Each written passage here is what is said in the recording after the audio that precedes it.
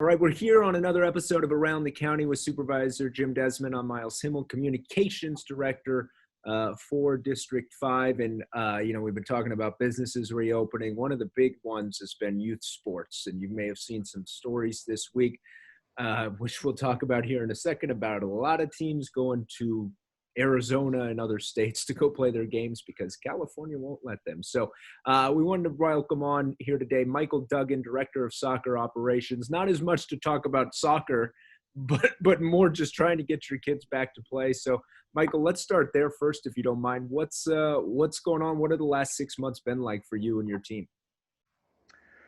Well, it is that 6 months. It was way back in June 15th that, San Diego was opened up for youth sports with big restrictions, 10 by 10 box, no sharing of a soccer ball, 6 feet apart. And, 19 weeks this Monday, we're still in that same spot. And what do we know? What did we know 19 weeks ago? But more importantly, what do we know now? And this is the frustration, okay? And this is the thing, and this is where we sit, okay? When it comes to the data, Wisconsin just released a high school study yesterday. I don't know if you've seen that. That can turn around and speak to, 90,000 high schoolers in different sports and what they've been doing around different states. And the University of Wisconsin also did a soccer survey on the same thing, which was 90,000 soccer players, 120 clubs, 6,000 games, and 34 states across America. It was a study that went throughout the whole of September. And, coming out of that study, there was one suspected COVID-19 that they couldn't relate as an outbreak of soccer or sport-related activities. And, so what's the science coming out of that? The science that's coming out of that and the data that's telling that is that, being in an outside setting, in a sporting setting, is a safe setting. These kids aren't getting sick and these kids aren't contracting COVID-19. But, it's not just us who know that. It's not just you know that, but the families know that now. People know that now, okay? There's a lot of data out there and there's a lot of science to this. And that's the frustration of where we sit with this right now. We have thousands of families going across the border to Arizona every week, okay? Not just for soccer, but for baseball, for lacrosse, okay? And any other sports that they can turn around and look to play in Arizona that they're not allowed to play here in California. And it's quite alarming when the statistics of driving a car that far is far greater than the statistics of catching COVID-19. And not to mention that revenue. I first went to Arizona and I was apprehensive, I'll be honest with you. And I flew, which is also the first time to fly. And the flight was $49 return. That same flight now is over $200. When we first went, we stayed in the hotel. The hotel for the night was $70. That same hotel now is over $200. Arizona right now is booming, and it's to the expense of San Diego and all the small businesses and everybody else within that. Because every family that's going, they're still eating, they're still going to Starbucks, still doing, the nightly meals, and it's what the people want. That's the problem we're in, and that's the problem that we're facing in our industry, is that people are like, no, this is what we want to do, and to that part, we had 500 families that went to Arizona last week. That's just our club, 500. And the problem I've got is there's another 800 who are like, well, we want to go. And why are you going? And you know, the issue with that is that for them particular players, their league opened up in Arizona. Their league has opened playing in Arizona. I got a question for you. And you know, and I agree. I think you should be opened up, and youth sports is, you know, a healthy thing, and they're outdoors and everything. What do you do about, I guess, spectators? Is there social distancing, or what are you doing as far as, and maybe Arizona's, you know, doesn't have the problems, or I guess California does, but how is that managed? So how we manage this from a club perspective is that first and foremost, we send out travel protocols. And what are those travel protocols? The travel protocols are, you know, as a family, we're going under the same guidelines of where we are as far as California, as far as social distance, as far as, you know, the bubble that you're in, you know, and who you allow in your bubble. You know, you're not going to get into a car or into a minibus and drive 80 kids or, you know, 18 kids to Arizona. Every family has to go into it. Where they choose to stay once they get there is up to them. They will stay with friends and relatives. And surprised actually how many friends and relatives San Diego people have in Arizona. It's not until you're, you know, dealing with this, and, you know, how many families, you know, we're going to stay with family. We're going to stay, you know, we have family there, which is great. I mean, you know, that's an opportunity for them. A lot of families are going there, you know, because it's an opportunity to play soccer, but it's also an opportunity to turn around and visit some of their family friends. And then, you know, people are picking, you know, what sorts of hotels they want to stay in. But is there any team bonding going on? Is there any team meals that's going on? No, it's basically, this is the location, this is the time, okay, this is who we're playing against. Okay, as far as travel guidance, everyone is there. I think that normally in San Diego, and how we visit restaurants, how we travel, and the wearing of masks. We still temperature check all our players prior to the game, and we still require all our players to wear a face mask coming to the facility and then exiting the facility. So could you tell us what California does allow right now, if anything? I understand there's like one-on-one instruction, but there's no. Tell us where we're at right now in California. That's the confusion of all this, right? Is what does California allow, and, you know, what is people perceiving that is allowed? Because we've also got that's the big problem. You know, San Diego is still relatively under camp guidelines. They didn't really adopt the youth sport protocols because of the restrictions in there. But then the camp guidelines of people still are confused with that as well. You know, right after this call, I have a meeting with the city of Carlsbad, you know, because of some of them things that people look at. Some people look at what the guidelines are from Gavin Newsom and the state, and then some people look at the guidelines of where we are from San Diego, which sometimes are a little bit different. Okay, and I applaud San Diego. I applaud San Diego to keep San Diego open when Orange County closed down and when Riverside closed down, for, you know, Wooten to come out and say, you know, we're still operating under camp guidelines, and that allows sports to operate. But that then is the confusion of where we are. The guidelines right now is still as it was 6 months ago. We're still in a 10 by 10 box, not being able to share a soccer ball, okay, and being 6 feet apart. We're not allowed to play. Kids are not allowed to have any sort of interaction, whether that's a 1v1, a 2v2, a 3v3, or a 4v4, you know? And that's the frustration of where it is. And you actually look at what's being allowed. And this is the big thing. And this is where the frustration comes, okay? Is that there's pickup games all over the place, okay? You know, people who are like, we're just going to go out, we're just going to pick up and play. And to the large part, you know, San Diego's telling, you know, authorities and telling Park and Recs people, don't get involved.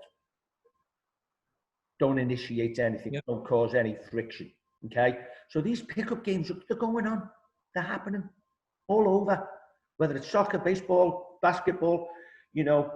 Carlsbad removed all the basketball hoops from the basketball courts, because on the basketballs, there was free basketballs, and any basketball court you would look at, there was 30 people playing basketball. They've since put them back because of the outcry. What's going on?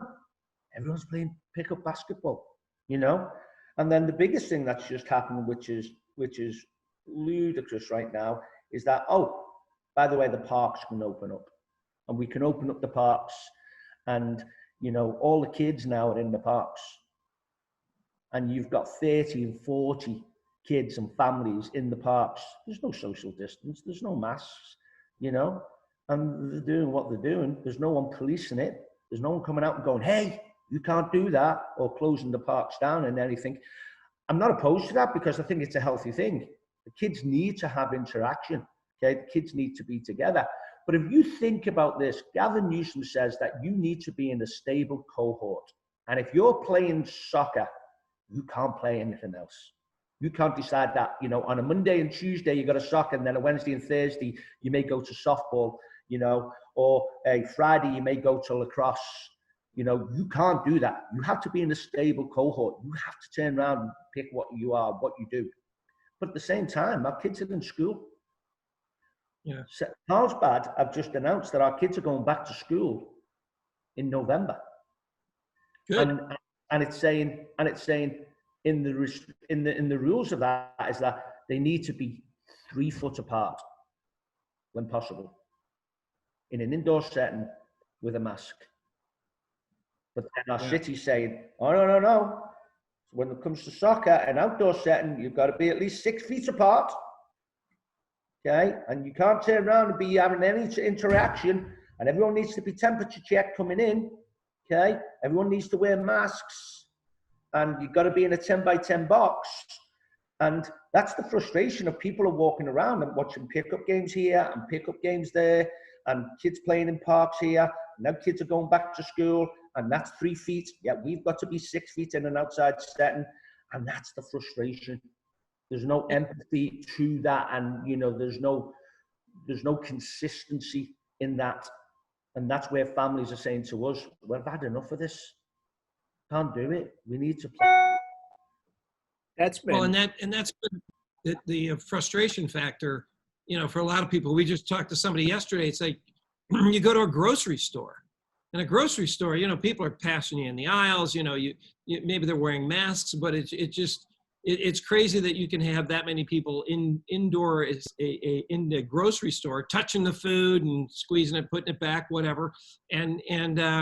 But you can't, have a soccer game with the youth.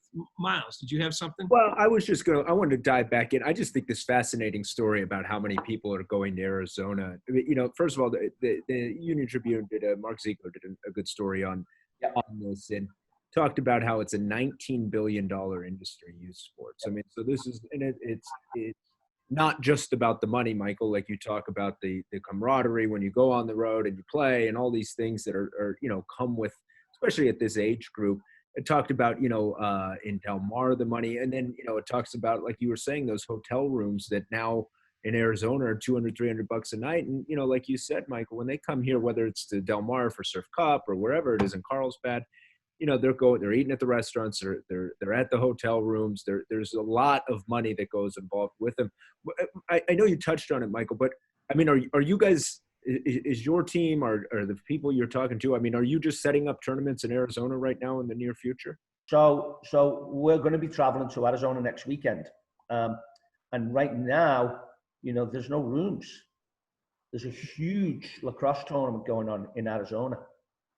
So families are already calling me and they're going, from where our facilities are, we're going to have to drive an extra hour and a half to get to the field because of the proximity of where they're going to have to stay in the hotel. So they're driving 5 hours to Arizona. And then once they get there on the day of the game, they're driving another hour and a half to get to the game, and then driving an hour and a half back to the hotel. And then obviously on Sunday morning for the next game, hour and a half to the facility, and then obviously on the way home. That's what we're doing, and that's where we're at. So I hope the connection's better. Well, you know, can hear better. I was reading. I think someone sent us a tweet, Jim, that there was a baseball tournament that's taking place. I think it's this weekend, and 32 team baseball tournament, like 9 and 10-year-olds, and 31 are from San Diego, and it's taking place in Yuma, Arizona. I mean, it's it's right there, but you can't do it here. Yeah, the lacrosse tournament apparently is same thing. I heard there's 137 teams, of which I think it's 108 are from California. Well, that's great for the Arizona economy, but not so much for San Diego or even California's economy. Do you have lobbyists or anything that I guess for youth sports that go up to the governor's office or try to advocate for you? Because we've been constantly trying this. We've been constantly, sending emails to, the politicians and people involved up in Sacramento. On a weekly basis, we send emails. There's 6 people that I'm sending emails to on a constant basis, and every week it's the same reply or non-reply. It's either 3 of them send me an email back saying at this time their emails are too full to be answered. Yeah. Just no reply. And well, what would the silence? That's the most frustrating thing with this.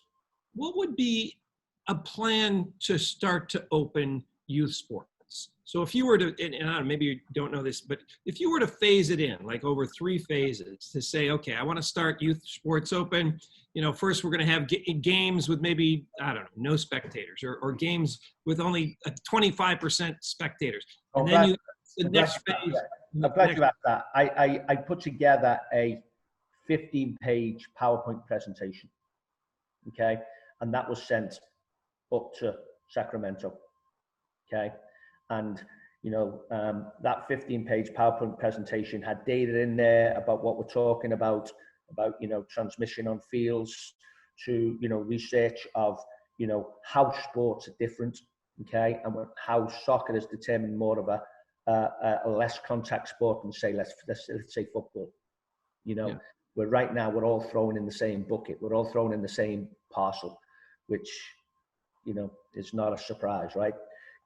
And so for us, and in that PowerPoint presentation, we were in phase 1 and we're still in phase 1, never ever got out of phase 1. We should be at this stage right now being able to play internally in our cohorts within our club, okay, where we can collect data, okay, and see how that is, going on within our club. We were one of the clubs that was involved in the white paper report. I'm sure you've all seen that. That was in San Diego, and the data that was collected in that. And, we have the resources, okay. We're also right now, we have the ability to do 15-minute testing, okay, which is at our disposal now. Okay, we have that ability to test any players that we have that we feel that may be exposed, and then to also test everybody else that's within that cohort as well. So we certainly should turn around and be able to then scrimmage internally. The next phase would be then to scrimmage with your local neighbours. And who are you within your local neighbours within your county? And then it should progress from there. It should progress then from county to county, and then it should go to state. It's quite alarming that what has happened is that most people who have opened up have gone from phase 1 into phase 4.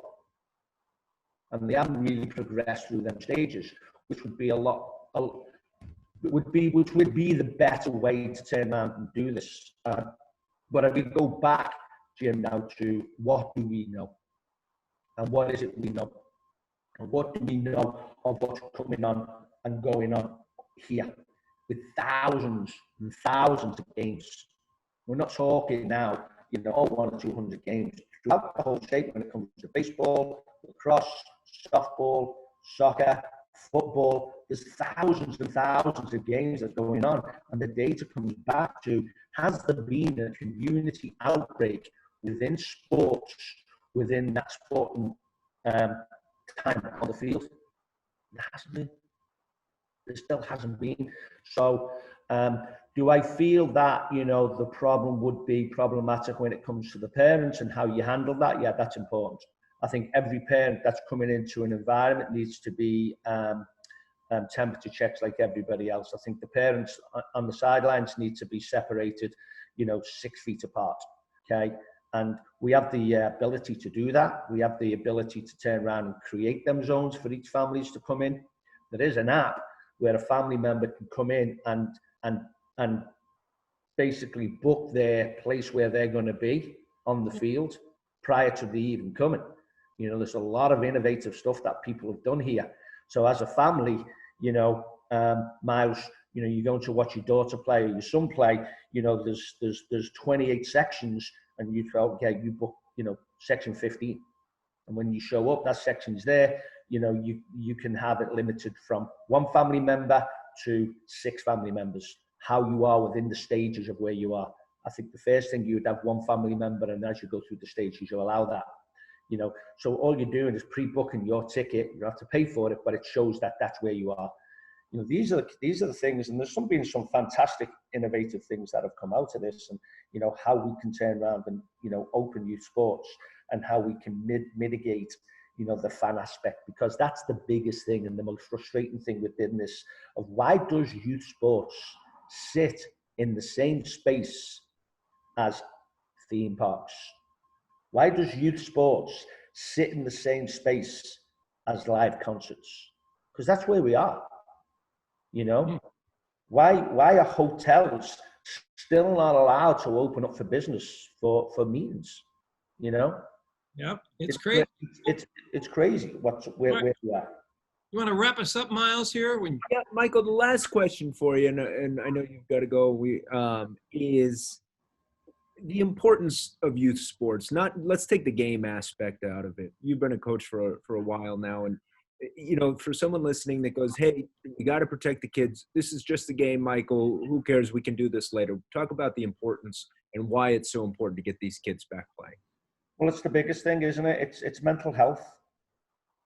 That's it. It's mental health. Kids need to interact. Okay, we as adults, we need to interact. We need to be around people, social human beings, and that's the biggest problem that these kids are dealing with. But there's a big aspect of it. You've got some kids that have invested years and years and years in this right now, that they're not being exposed to colleges. You know, that's the top end, but you've got a broad spectrum of where the sport is. But on the competitive level, you know, a lot of the kids in the competitive level are playing the sports to go to college and have an opportunity to go that. And right now, that's being taken away from them. You know, there's so much anxiety right now with these juniors, sophomores, and seniors who have not committed to college, who have had that taken away from them right now. And, you know, that's one of the big things that we're dealing with in that. You know, there's a lot of life lessons that come to sports, and that's why we put our kids in, you know, because of the life lessons we get. But it's right now, it's the mental health. You know, I'm sure, you know, Miles, you're dealing with it, and Jim, you're dealing with it, right? There's a thing right now that's called COVID fatigue. You know, and I have days where I'm saying I'm absolutely exhausted. I'm exhausted with all of this and the politics within this, and, you know, there's so much confusion, there's so much frustration, there's so much anxiety, but the only thing that's not coming out from our government is empathy. There's the empathy for where we are based on the science that's out there, and it's quite alarming. Michael, I appreciate you coming on and doing this. Supervisor, any last words? No, just thank you, Michael. Appreciate your efforts. And, you know, we're going to try to keep fighting for opening up San Diego County, you know, for youth sports, for businesses. And we're all trying to do it in a safe way. And I think that's kind of the message we have to put out there, is that we're willing to do the right things. We're willing to do it safely.